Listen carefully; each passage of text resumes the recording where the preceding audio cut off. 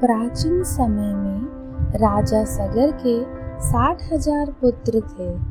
एक बार राजा सगर ने अश्वमेध यज्ञ किया, जिसके दौरान उनका घोड़ा कहीं खो गया। सगर के पुत्र उस घोड़े की खोज में पृथ्वी के हर कोने में गए।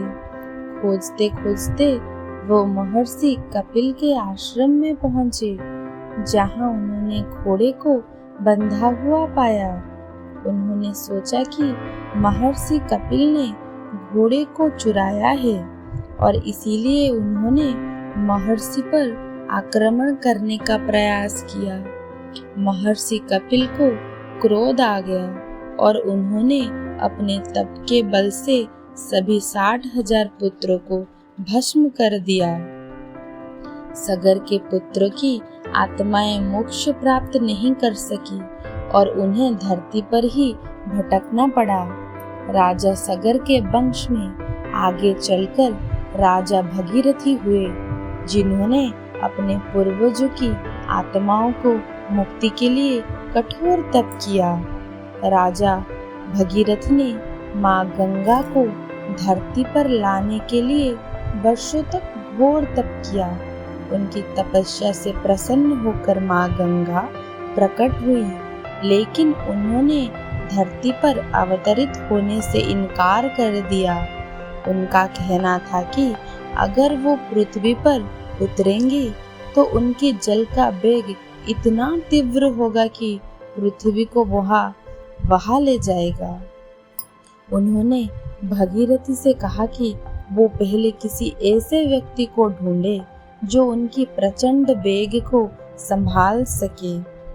राजा भगीरथी ने भगवान शिव की कठोर तपस्या की और उनसे माँ गंगा को संभालने की प्रार्थना की।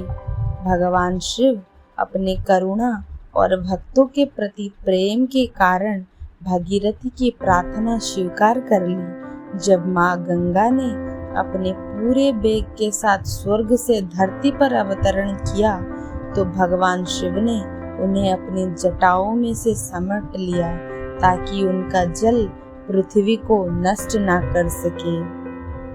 भगवान शिव ने अपनी जटाओं में गंगा को समेटकर उनके प्रचंड वेग को नियंत्रित किया और फिर धीरे धीरे उन्हें धरती पर प्रवाहित होने दिया। इस प्रकार माँ गंगा ने धरती पर अवतरण किया और राजा भगीरथी के मार्गदर्शन में उनके पूर्वजों के भस्म तक पहुँची। गंगा के पवित्र जल ने सगर के पुत्र की आत्माओं को मोक्ष प्रदान किया। इस कथा से ये शिक्षा मिलती है कि भक्ति, तप और निष्ठा के साथ किया गया प्रयास कभी व्यर्थ नहीं जाता। भगवान शिव ने अपनी महानता और करुणा का परिचय देकर संसार की रक्षा की और माँ गंगा को धरती पर लाने में महत्वपूर्ण भूमिका भी निभाई। गंगा केवल एक नदी नहीं है, बल्कि मोक्ष की देवी मानी जाती है और उनकी जल में स्नान करने से सभी पापों से मुक्ति मिलती है। ये कथा भगवान शिव के असीम धैर्य, करुणा और त्याग का प्रतीक है और ये हमें बताते हैं कि जब हम सच्ची श्रद्धा और समर्पण से कार्य करते हैं तो ईश्वर स्वयं हमारी सहायता करते हैं।